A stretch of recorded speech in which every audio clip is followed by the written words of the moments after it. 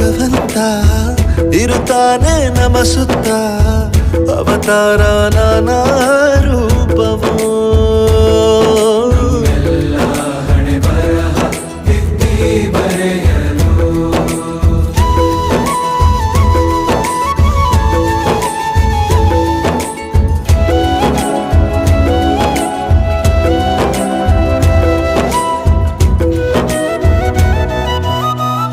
ಬಾಳಲ್ಲಿ ಲೆಕ್ಕ ಎಷ್ಟು ಮುಖ್ಯ ಎಂಬುದ ಬೆರಳಲ್ಲೇ ತೋರಿ ಕಲಿಸಿದ ಗುರುಗಳೇ